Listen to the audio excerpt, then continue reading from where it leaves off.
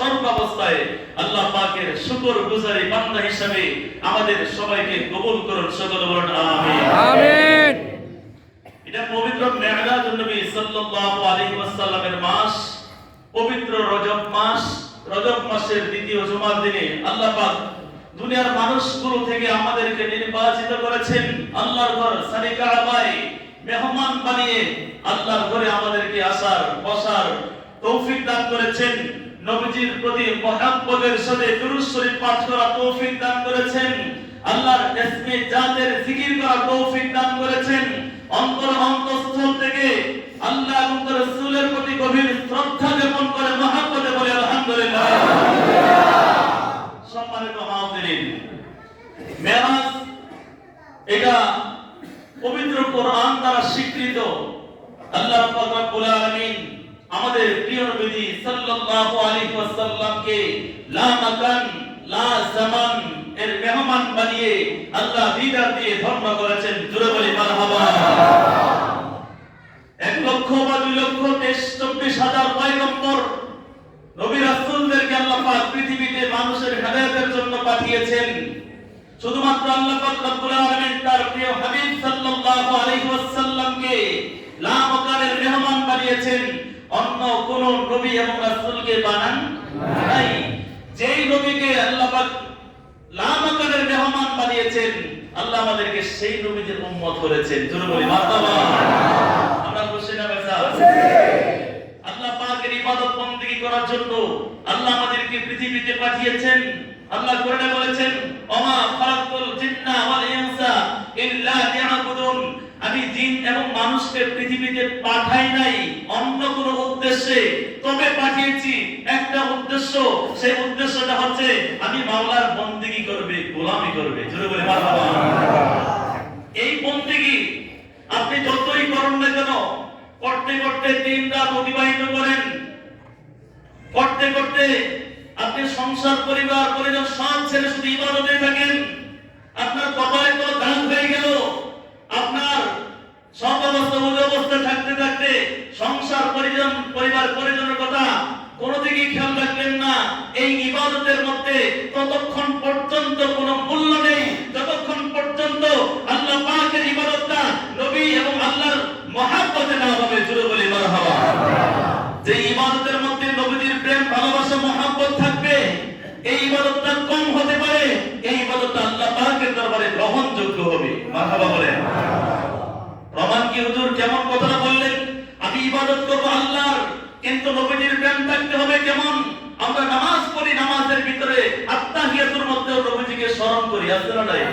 আত্তাহিয়াতু লিল্লাহি ওয়াস সালাওয়াতু ওয়াত তাইয়্যিবাতু আসসালামু আলাইকা, আছে না নাই? নবীজিকে স্মরণ করতে হবে, নবীজির ভালোবাসার কথা তখন মনে মনে প্রকাশ করতে হবে, মনে মনে ধারণা করতে হবে। এই মহব্বত নিয়ে যখন নামাজটা পড়বেন, এই মহব্বতের কারণে আল্লাহ পাক আপনার আমার নামাজটাকে কবুল করে অল্প ইবাদত হলো সেই ইবাদতটা আল্লাহ কবুল করে পরকালে নাজাতের ওসিলা বানাইবেন। জোরে বলি মারহাবা। এই আত্তাহিয়াতু এটাও মেরাজের কথোপকথন। জোরে বলি মারহাবা। আল্লাহ পাক রব্বুল আলামিন নবীজিকে মেরাজ করিয়েছেন। সূরা বনি ইসরাঈল আল্লাহ বলেছেন, সুবহানাল্লাযী আসরা বিআবদিহি লাইলাম মিনাল মাসজিদিল হারাম ইলাল মাসজিদিল আকসা। জোরে বলি মারহাবা। এখানে আল্লাহ পাক বলেছেন সুবহানাল্লাযী আসরা। আমরা যেটাকে বলি মেরাজ, কোরআনের পরিভাষায় এটাকে বলা হয় আসরা। সকলে একমত পোষণ করেছেন নবীজির মেরাজ শব্দ, ঠিক কি না? এটা আল্লাহ পাক কোরআনের ভাষায় বলেছেন আসরা। এই আসরা এর অর্থ হচ্ছে গোপন কথা, যেটাকে বলা হয় মারিফতের কথা। জোরে বলি সুবহানাল্লাহ। আমি গত জুমার দিনেও বলেছিলাম, আল্লাহ পাক রব্বুল আলামিন দুনিয়াটাকে স্টপ করে রেখেছেন, মাঝখানে আধ্যাত্মিক বিজ্ঞানী তরিকতের ইমামগণের ভাষ্যমতে এই ফাঁকে আল্লাহ পাক অতিবাহিত করেছেন কত বছর? 27 বছর। এই 27 বছরে আল্লাহ পাক রব্বুল আলামিন নবীজির সাথে প্রেমালাপ করেছেন, গোপন কথা বলেছেন, মারিফতের কথা বলেছেন। এগুলো সার্থক, এগুলো উম্মতের নাজাতের জন্য।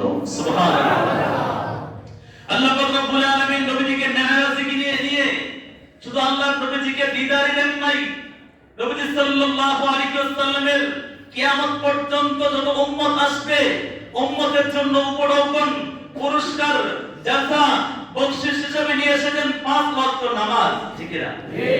এটা আমাদের জন্য কি পুরস্কার, ফরজ হিসেবে পুরস্কার দিয়েছেন। কোন একটা মজলিসের মধ্যে আপনাকে একটা পুরস্কার দিও, আপনি খুশি নেবেন স্যার? নিবেন নাকি নিবেন না?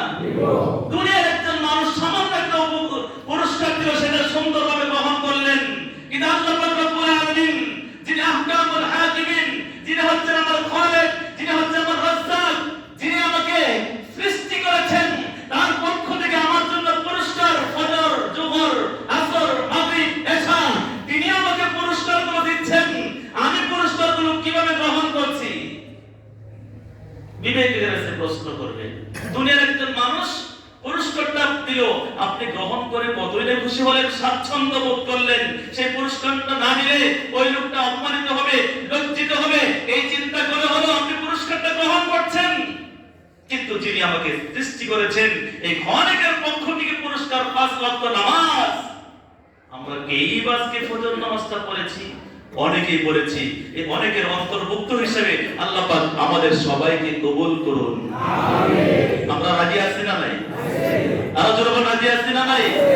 এই মুখে বললেন না অন্তরে বললেন? অন্তর থেকে বলেন। আল্লাহ পাক ইচ্ছা করলে আপনার ভিতরে এমন একটা পরিবর্তন এনে দিতে পারে। এই একটা কথা শোনার পরে আমি আসর নামাজ পড়তাম না, আজকে পড়ব। আল্লাহ পারে কি পারে না? আরো জোরে বলেন, পারে কি পারে না? কিন্তু অন্তর মধ্যে একটু ইচ্ছা থাকতে হবে। ইচ্ছা করেন, পৃথিবীটা ক্ষণস্থায়ী। সারাদিন 24টা ঘন্টা আল্লাহ পাক মানুষের জীবন যাপনের জন্য দিয়েছেন। এই 24টা ঘন্টার মধ্যে 1 থেকে 1.5 ঘন্টা মাত্র লাগে 5 ওয়াক্ত নামাজ আদায় করার জন্য। আল্লাহ পাক রব্বুল আলামিন তিনি স্রষ্টা হিসেবে এই 1টা ঘন্টা কি পেতে পারেন না? এই নামাজ পড়লে কি আল্লাহ পাকের কোনো লাভ আছে? নামাজ দিয়ে আল্লাহ কি করবে? কিন্তু আপনি বলেন আপনার লাভ হবে, ঠিক না? সম্মানিত হাজিরিন, আল্লাহ আমাদেরকে কবুল করুন। আমিন। আরো জোরে বলে আল্লাহুম্মা আমিন।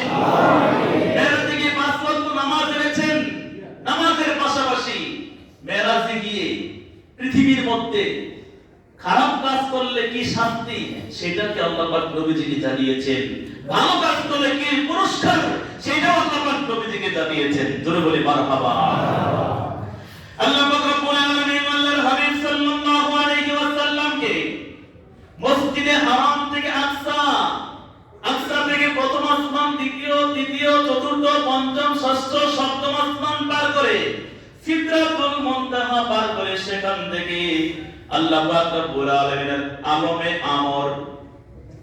আমর মানে হুকুমের জগৎ, যেখানে আল্লাহ পাক রব্বুল আলামিন কোন মানুষ দিয়ে নয়, কোন ফেরেশতা দিয়ে নয়, কোন মানুষ ফেরেশতা দিয়ে কার্যক্রম পরিচালনা করেন না। আল্লাহ পাক হুকুম করেন, হুকুম অনুযায়ী অটোমেটিক কাজগুলো হয়ে যায়। আল্লাহু আকবার। ইন্নাল্লাহা আলা কুল্লি শাইইন কাদির। ওই আলমে আমর পার করে আরশে আজিম পার করে লা মাকান, যেটা কোনো স্থান নয়, সেখানে আল্লাহর হাবিব সাল্লাল্লাহু আলাইহি ওয়াসাল্লামকে নিয়ে গেলেন মেরাজের রাতে। সুবহানাল্লাহ। সেখানে নিয়ে যাওয়ার পরে আল্লাহ পাক রব্বুল আলামিন হুজুরে পাক সাল্লাল্লাহু আলাইহি ওয়াসাল্লামকে সালাম দিলেন, আসসালামু আলাইকা আইয়ুহান নাবিয়্যু। জোরে বলে মারহাবা। আল্লাহ পাক সালাম দিয়েছেন নবীজিকে, মারহাবা বলে মারহাবা। সালাম দিয়েছেন কে? আল্লাহ। স্রষ্টা তার সৃষ্টিকে, খালেক তার মাখলুককে সালাম দিয়েছেন। জোরে বলে মারহাবা। শুধু সালাম দেন নাই, সালামের পাশাপাশি আল্লাহ পাক বলেছেন, আসসালামু আলাইকা আইয়ুহান নবী ওয়া রাহমাতুল্লাহ। আসসালামু আলাইকুম।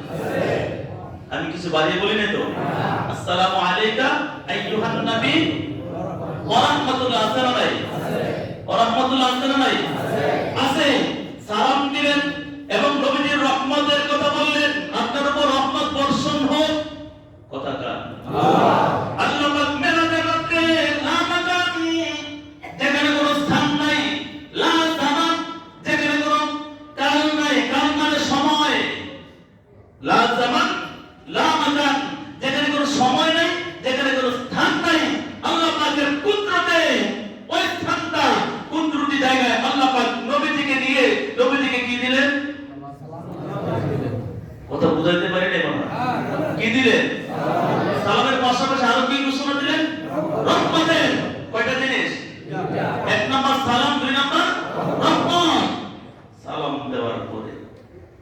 নবীজি আল্লাহকে বলেন, আল্লাহ বিষয়টা কি?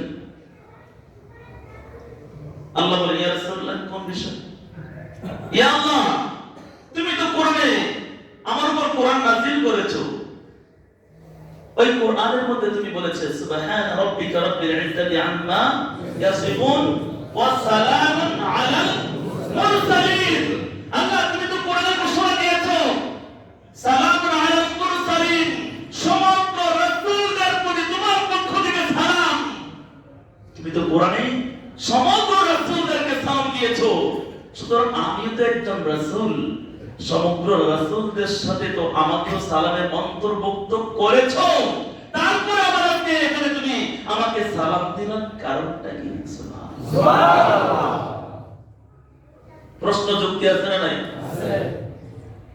আল্লাহ রাব্বুল আলামিন বলেন, ইয়া রাসূলুল্লাহ, ইয়া হাবিবাল্লাহ, আমি কোরআন কারীমের আয়াত কারীমা নাযিল করলাম ওয়া সালামুন আলাল মুরসালিন, সালাম সমগ্র রাসূলদের প্রতি। আমি সেই সালাম দেওয়ার পরেও আজকে মেরাজের রাত্রিতে লা মাকানের মধ্যে আমি খালেক, আপনি মাখলুককে, আমি স্রষ্টা, আপনি সৃষ্টিকে সালাম দিলাম। এর মধ্যে কোরআনের মধ্যে আমি সমগ্র নবী এবং রাসূলদেরকে সালাম জানিয়েছি, ওইটা আম ব্যাপক সমগ্র রাসূলদেরকে ইঙ্গিত করে আমি সালাম দিয়েছি, কিন্তু সেখানে তো আপনাকে খাস করে নির্দিষ্ট করে সালাম দেওয়া হয় নাই। আমি চাই সমগ্র রাসূলদের থেকে আপনাকে খাস করতে, নির্দিষ্ট করতে, আলাদা করতে। এই জন্য মেরাজের রাতে আমি আল্লাহ খালেক হয়ে আপনি মাখলুককে পার্সোনালি খাস করে নির্দিষ্ট করে আপনি নবীকে সালাম দিলাম, আসসালামু আলাইকা আইয়ুহান নবী। বড় করে বলে সুবহানাল্লাহ। এবার আল্লাহ নবী সাল্লাল্লাহু আলাইহি ওয়াসাল্লাম বললেন, ইয়া আল্লাহ, আপনি আমাকে আলাদা করে সালাম দেওয়ার জন্য এই লামাকার নিয়ে এসেছেন, সালাম দিলেন বুঝলাম, কিন্তু সালামের পর একটা শব্দ ব্যবহার করেছেন ওয়া রাহমাতুল্লাহ, তোমার রহমতের কথা বলেছো। ইয়া আল্লাহ, তুমি তো কোরআনুল কারীমের মধ্যে ঘোষণা দিয়েছো, ওয়া মা আরসালনাকা ইল্লা রাহমাতাল লিল আলামিন। বড় করে বলে সুবহানাল্লাহ। আল্লাহ, তুমি তো বলেছো আমাকে গোটা বিশ্ববাসীর জন্য রহমত করে পাঠিয়েছো, মুসলিম সালাম দিয়েছো, সালামুন আলাল মুরসালিন, সমগ্র রাসূলদেরকে এখানে খাস করে আমাকে সালাম দিয়েছো বুঝলাম, কিন্তু তুমি তো দুনিয়ার মধ্যে ঘোষণা দিয়েছো তোমার সৃষ্টি জগৎ যা কিছু রয়েছে, নবীগঞ্জ বন্দর, নারায়ণগঞ্জ, বাংলাদেশ, এশিয়া মহাদেশ, পৃথিবী, ট্রাপোস্ফিয়ার স্তর, তোমার সৃষ্টি জগতের যা কিছু রয়েছে সমগ্র কিছুর জন্য আমি নবীকে তুমি রহমত বানিয়েছো, কোরআনের ঘোষণা, ঠিক না? ইয়া আল্লাহ, তুমি তো বলেছো আরসালনাকা ইল্লা রাহমাতাল লিল আলামিন, আমাকে কোনো কিছু করে পাঠাও নাই, তবে পাঠিয়েছো তোমার সৃষ্টি জগতের জন্য, বিশ্ব জগতের জন্য রহমত হিসাবে। তারপরেও তুমি মেরাজের রাত্রিতে আবার ওয়া রাহমাতুল্লাহ বলেছো, তার কারণটা কি? জোরে বলি মারহাবা। আল্লাহ বলেন, ইয়া রাসূলুল্লাহ, আপনি তো পৃথিবীতে ছিলেন, পৃথিবীতে থাকা অবস্থায় কোরআন নাযিল হয়েছে, কোরআনে আমি আয়াতে কারীমা নাযিল করেছি, গোটা বিশ্ব জগতের জন্য আপনি রহমত। আর এখানে যে আমি আনলাম, এখানে আপনাকে রহমত বলে যে ঘোষণা দিলাম, এটা একটা পার্থক্য আছে। যে আল্লাহ কি পার্থক্য? আল্লাহ বলে বলেছিল সৃষ্টি জগৎ, সৃষ্টি জগতের জন্য আমি ঘোষণা দিয়েছি আপনি রহমত, কিন্তু আপনি যে এখন রয়েছেন লা মাকান, যেখানে কোনো স্থান নাই, এটা আমার সৃষ্টির বাহিরে এমন স্থানের মধ্যে রয়েছেন আপনি। আমি বলেছি সৃষ্টি জগতে যা কিছু আছে সবকিছুর জন্য আপনি রহমত, যেটা দুনিয়া ঘোষণা দিয়েছি, কিন্তু ইয়া রাসূলুল্লাহ, আপনি এখন সৃষ্টি জগতে নয়, সৃষ্টি জগতের বাহিরে। আপনি যে শুধু সৃষ্টি জগৎ নয়, সৃষ্টি জগতের বাহিরের জগতের জন্য, আমার কুদরতি এরিয়ার জন্য যে আপনি রহমত, এটা প্রমাণ করার জন্য আমি সালাতের পাশাপাশি ঘোষণা দিয়েছি। খুশি না বেজার? আরো জোরে খুশি না বেজার? আমার নবীজির শান শুনলে ভালো লাগে নাকি শরীরের মধ্যে চুলকানি? ভালো লাগে। যদি ভালো লাগে চিন্তা করে বুঝতে পারবেন আপনার ঈমানের মধ্যে মজবুতি রয়েছে, আপনার ঈমানের মধ্যে নবীজির প্রেম ভালোবাসা রয়েছে। আর এই ইবাদতটা যদি কম হয় সেটা পরকালে আপনার জন্য আমার জন্য কাজে আসবে। আল্লাহ কবুল করুন। আমিন। নবীজি জবাব দিয়ে পেয়ে গেলেন। এবার আল্লাহ পাক রব্বুল আলামিন নবীজি সাল্লাল্লাহু আলাইহি সাল্লামকে প্রশ্ন করলেন, ইয়া রাসূলুল্লাহ আপনি কেমন আছেন? সুবহানাল্লাহ। এটা কেমন কথা হলো? আল্লাহ নবীজিকে প্রশ্ন করলেন, তিনি খলেক, তিনি স্রষ্টা, তিনি নবীজিকে প্রশ্ন করলেন। বিষয়টা কেমন হয়ে গেল না? নবীজি তো আগে প্রশ্ন করতে পারতো, ইয়া আল্লাহ আপনি কেমন আছেন? এটা একটা যুক্তি আছে না নাই? কিন্তু এটা নয়। আপনার বাড়ি, আপনি একজন বড় অফিসারের কর্মরত, তার অধীনস্থ, আপনি যখন তার বাড়িতে যাবেন, তিনি মেজবান, আপনি মেহমান। মেজবানের দায়িত্ব মেহমানকে ভালো মন্দ সম্পর্কে জিজ্ঞেস করা, ঠিক কি না? তবে আল্লাহ পাক রব্বুল আলামিন মেজবান, আমার দয়াল নবী হচ্ছেন মেহমান। মেহমানের মেজবানের দায়িত্ব হিসেবে আল্লাহ পাক রব্বুল আলামিন নবীজিকে প্রথম প্রশ্ন করেছেন, ইয়া রাসূলুল্লাহ আপনি কেমন আছেন? মারহাবা। তাহলে যেমন নবীজি আদব ছিলেন না? অবশ্যই ছিলেন। নবীজি নিজে বলেছেন, আত্তাবানি রব্বি ফি আহসানি তাকদীবান, আমার রব আমাকে উত্তম আদব শিক্ষা দিয়েছে।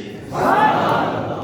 এজন্য আল্লাহর হাবিব সাল্লাল্লাহু আলাইহি ওয়াসাল্লাম বলেছেন, বুইসতু মুআল্লিমান, আমি পৃথিবীর মধ্যে শিক্ষক হিসেবে প্রেরিত হয়েছি। নবীজি শিক্ষক হিসেবে প্রেরিত হয়েছেন। শিক্ষক হিসেবে প্রেরিত হওয়ার পরে আবার আল্লাহ পাক রব্বুল আলামিন শিক্ষককে প্রশিক্ষণ দেওয়ার জন্য আল্লাহ পাক লামাকারের মেহমান বানিয়ে তিনি মেরাজ করিয়েছে। আমি 20 থেকে 22 বছর 25 বছর পড়াশোনা করার পরে একটা ইউনিভার্সিটিতে লেকচারার হিসেবে নিযুক্ত হলাম। আমার যোগ্যতা কি? আমি বইয়ের বিভিন্ন বিষয়গুলো জানি, কিন্তু একজন শিক্ষার্থীকে পড়াবো কিভাবে, দাস দিব কিভাবে, এই কৌশলটা শিক্ষার জন্য আমার অধীনস্থ যারা রয়েছেন তারা তাদেরকে, টিচারগুলোকে, শিক্ষকদেরকে প্রশিক্ষণের ব্যবস্থা করেন, ঠিক না? বাংলাদেশের সর্বোচ্চ ট্রেনিং সেন্টার নায়েম ভবনে বিভিন্ন জায়গায় শিক্ষকদের ট্রেনিং চলে। তারা শিক্ষক হিসেবেই একটা প্রতিষ্ঠানে যোগদান করেছেন। শিক্ষক হিসেবে যোগদান করার পরে তিনি প্রশিক্ষণের কৌশলগুলো কি, এই বিষয়গুলো জানার জন্য আবার সরকার তাদেরকে প্রশিক্ষণের ব্যবস্থা করেন।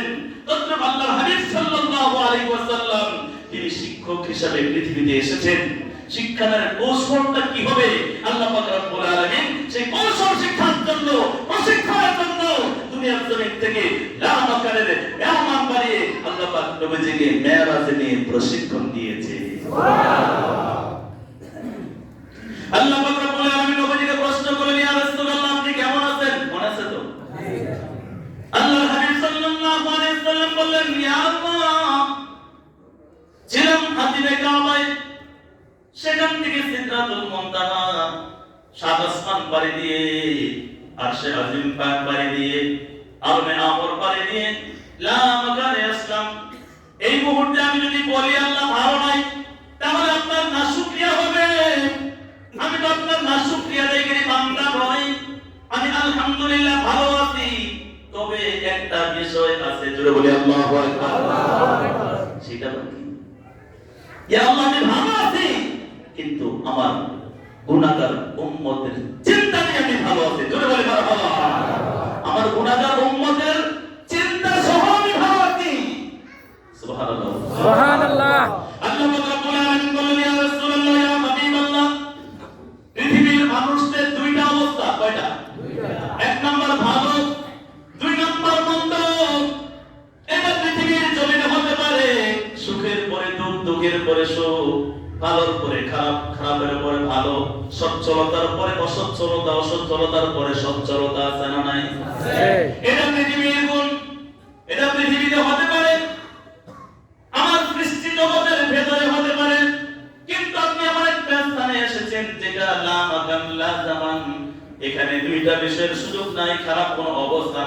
এখানে শুধুমাত্র ভালো অবস্থা, জোরে বলি মারহাবা। ইয়া রাসূলুল্লাহ, আপনি বলেছেন আপনার গুনাহগার উম্মতের চিন্তা সহ আপনি আলহামদুলিল্লাহ ভালো আছেন। আপনি ছেড়ে রাখেন আপনার গুনাহগার উম্মতের আমলের দিকে আপনি খেয়াল করব না, দৃষ্টিপাত করব না, কে ভালো আমল করেছে কে খারাপ আমল করেছে। আমি একটা বিষয় খেয়াল করব, ইয়া রাসূলুল্লাহ, ইয়া হাবিবাল্লাহ, নবী গো, আপনি নবী আপনার কোন উম্মতের প্রতি সন্তুষ্ট আর কোন উম্মতের প্রতি অসন্তুষ্ট, আমি ওই বিষয়টাই সবচাইতে বেশি করে দেখব। সুবহানাল্লাহ।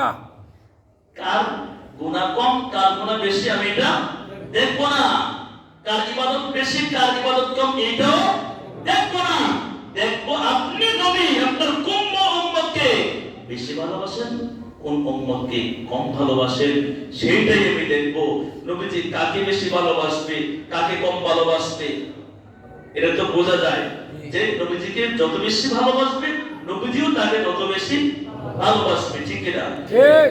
সম্মানিত হাজিরিন, আল্লাহ পাক ঘোষণা দিয়ে দিলেন, ইয়া রাসূলুল্লাহ, আমি দেখব না কে কম গুনাহ করেছে কে বেশি গুনাহ করেছে, কে কম আমল করেছে কে বেশি আমল করেছে, আমি দেখব আপনি কাকে ভালোবাসেন কাকে পছন্দ করেন আর আপনি কাকে না পছন্দ করেন।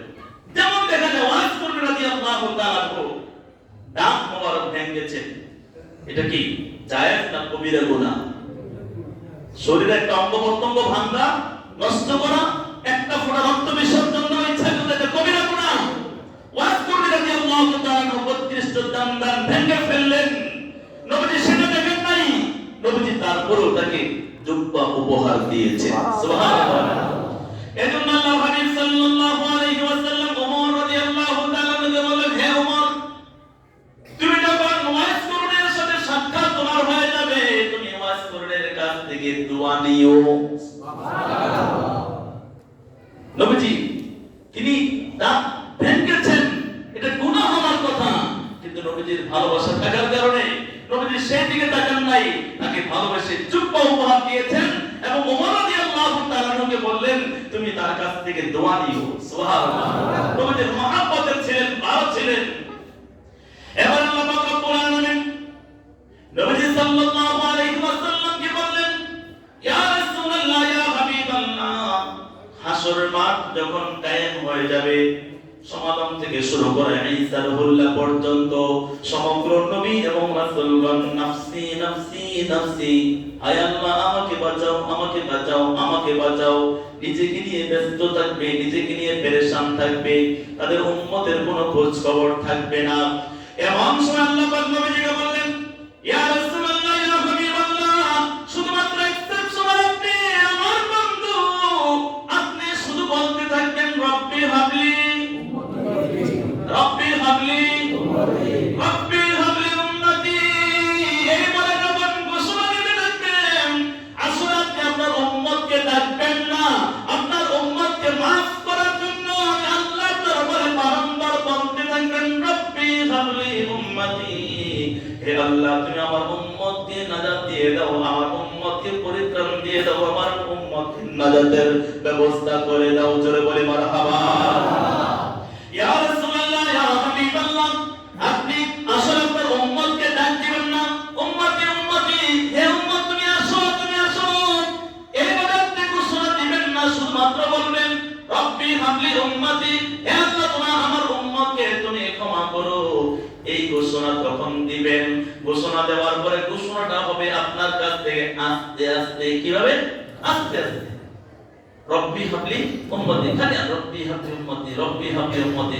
আল্লাহ আস্তে বলে শুনবে না, কাউকে ডাকলে একটু জোরে ডাক দিতে হয়, ভাই আসেন জোরে ডাক দিতে হয়, কিন্তু আল্লাহর কাছে আল্লাহ তুমি আমার কাছে তাকে এনে দিও, আল্লাহ তুমি আমাকে তাকে আমার কাছে এনে দিও। আমি আস্তে বললেও আল্লাহ শুনে কি শুনে না? শুনে। তো নবীজি বলতেছে রব্বি হাবলি উম্মতি রব্বি হাবলি উম্মতি রব্বি হাবলি উম্মতি, নবীজি আস্তে আস্তে বলতেছেন, কিন্তু রব্বি হাবলি পর্যন্ত আস্তে, যখন উম্মতের কথা বলেন উম্মতের কথা তখন যখন স্মরণ হয়ে যায়, এই উম্মতি শব্দটা নবীজির জবান মুবারক থেকে অনেক উচ্চ কণ্ঠে হয় রব্বি হাবলি উম্মতি, রব্বি হাবলি উম্মতি, রব্বি হাবলি উম্মতি। এইভাবে যখন নবীজি হাসর ময়দানে ডাকতে থাকবেন, উম্মত মনে করবেন উম্মতেরা আমাদেরকে আমাদের নবীজি ডাকতেছেন। জোরে বলি সুবহানাল্লাহ। আল্লাহ পাক রব্বুল আলামিন মেরাজ নিয়ে নবীজিকে কথাগুলো বলতেছেন, ইয়া রাসূলুল্লাহ, আপনার উম্মত মনে করবে আপনি আমাকে তাদেরকে ডাকতেছেন। তখন আপনার উম্মতগুলো আসলে আপনি তাদেরকে ডাকতেছেন না, আমার দরবারে উম্মতের পক্ষ থেকে ক্ষমা চাচ্ছেন। আপনার গুনাহগার উম্মতগুলো যখন মনে করবে আপনি নবী তাদেরকে ডাকতেছেন, উম্মতগুলো বলতে থাকবে লাব্বাইক ইয়া রাসূলুল্লাহ। সুবহানাল্লাহ। আল্লাহ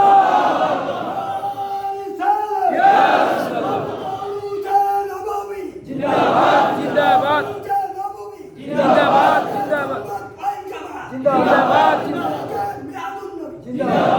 সকলে বলে আলহামদুলিল্লাহ। সম্মানিত হাজিরিন, নবীজি উম্মতি বলে যখন ডাক দিলেন, উম্মতগুলো বলতেছে লাব্বাইক ইয়া রাসূলুল্লাহ। নবীজি মেরাজের রাতে বললেন, ইয়া রাসূলুল্লাহ, আপনার যে সকল উম্মতগুলো হাসর মাঠে আপনার উম্মতি শোনার পরে আপনি আসলে ডাক দিয়েছিলেন না, তারা মনে করেছিল ডাক দিয়েছেন। এই ডাক শুনে যারা যারা বলবে লাব্বাইক ইয়া রাসূলুল্লাহ, আমি আল্লাহ তাদেরকে maaf করে দেব। জোরে বলে সুবহানাল্লাহ। এবার আল্লাহর হাবিব সাল্লাল্লাহু আলাইহি ওয়াসাল্লাম মেরাজের পরে পৃথিবীর জমিনে এসে ওফাত শরীফের কয়েকদিন পূর্বে বেলায়েতের সম্রাট সাইয়েদনা আলী রাদিয়াল্লাহু তাআলা কে কথাগুলো বললেন। সুবহানাল্লাহ। আলী রাদিয়াল্লাহু তাআলা বলেন, ইয়া রাসূলুল্লাহ, ইয়া হাবিবাল্লাহ, নবী গো, আপনার কোন উম্মত কাল হাসর ময়দানে আপনি যখন রব্বি হাবলি উম্মতি বলে যখন আল্লাহর দরবারে প্রার্থনা করবেন, উম্মতগুলো যখন মনে করবে আপনি নবী উম্মতকে ডাকতেছেন, তখন তারা লাব্বাইক ইয়া রাসূলুল্লাহ বলবে। ইয়া রাসূলুল্লাহ, দুনিয়ার জমিনে এই মুহূর্তে আমি আপনার কাছে জানতে চাই, আপনার কোন উম্মতগুলো আপনার ডাকে তখন লাব্বাইক ইয়া রাসূলুল্লাহ বলতে পারবে? নবী সাল্লাল্লাহু আলাইহি ওয়াসাল্লাম বললেন, যারা পৃথিবীর জমিনে আমি নবীর প্রতি সবচাইতে বেশি বেশি দুরূদ শরীফ পাঠ করবে আর আমি নবীর প্রতি মহব্বত রাখবে, তারা হাসরের মাঠে আমি যখন আল্লাহর দরবারে চাইব রব্বি হাবলি উম্মতি, আল্লাহ তুমি আমার উম্মতকে ক্ষমা করো, maaf করো, বাঁচাও, ওই উম্মতি শব্দ শুনে আমার ওই উম্মতগুলো লাব্বাইক ইয়া রাসূলুল্লাহ বলতে পারবে। জোরে বলে মারহাবা। আল্লাহ পাক রব্বুল আলামিন মেরাজে গিয়ে আল্লাহর পক্ষ থেকে আরো কিছু জানতে পারলেন। আল্লাহ পাক রব্বুল আলামিন আল্লাহর হাবিব সাল্লাল্লাহু আলাইহি ওয়াসাল্লামকে বললেন, ইয়া রাসূলুল্লাহ, আপনার গুনাহগার উম্মতগুলো যখন হাসর মাঠে উপস্থিত হবে, তাদের আমলনামাগুলো মিজানের পাল্লায় যখন ওজন করা হবে, কারো ওজন বেশি হবে, কারো নেকের ওজন কম হবে।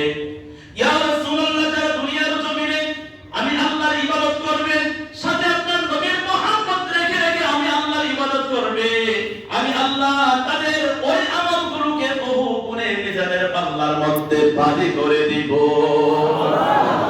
পৃথিবীর জমিনে অনেক মানুষ থাকবে, তারা সারা রাত জেগে জেগে তাহাজ্জুদের নামাজ পড়বে, কিন্তু সুযোগ পেলে আপনি নবীর বিদ্বেষ পোষণ করবে।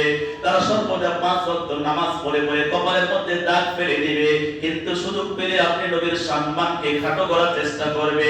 তারা ইবাদত বন্দেগী করবে, কিন্তু তারা সুযোগ পেলে আপনার সম্মানের কথা শুনলে তাদের শরীরের মধ্যে আগুন জ্বলে যাবে।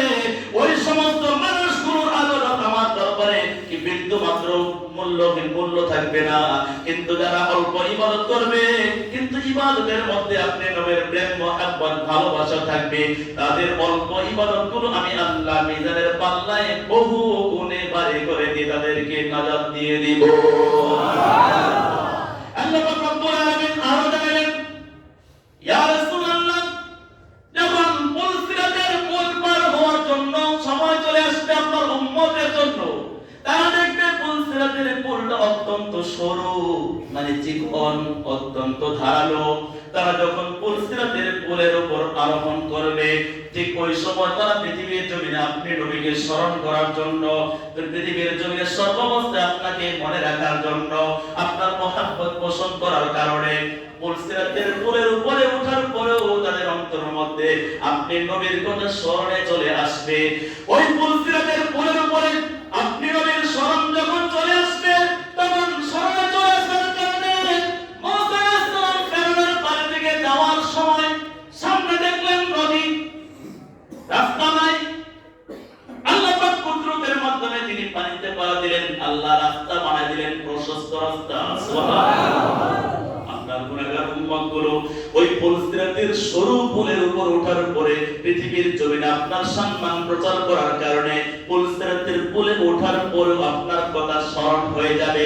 ওই স্মরণ হইতে দেরি আমি আল্লাহ তাআলার জন্য মুসা আলাইহিস সালামের জন্য সমুদ্রের মাঝখানে যেভাবে প্রশস্ত রাস্তা তৈরি করে দিয়েছিলাম, এই পুলসিরাতের সরু পুলটা আমি আল্লাহ তাদের জন্য প্রশস্ত করে দিব, যার কারণে তারা একটা দৌড় দিয়ে আনন্দ চিত্তে পুলসিরাতের পুল পার হয়ে যাবে। 27 বছর আল্লাহর সাথে নবীর সাথে অনেক কথোপকথন হয়েছে। জুমার নামাজের সময় 30 40 50 মিনিটে কি বলবো, ঠিক না? ঠিক। আল্লাহ পাক এই বেলাতের মাস ইবাদতের বীজ বপন করার মাস, ইবাদত শুরু করব আগামী মাস পরিচর্যার মাস, এরপরে মাস হচ্ছে ফসল সংগ্রহের মাস। এখন থেকে ইবাদতের চর্চা অভ্যাস করব, কিন্তু ইবাদত করব নবীর মহব্বত নিয়ে। আল্লাহ কবুল করুন, সকলে বলুন আমিন। ওয়া আখির দাওয়ানা আলহামদুলিল্লাহি রাব্বিল আলামিন। যাদের সুন্নাত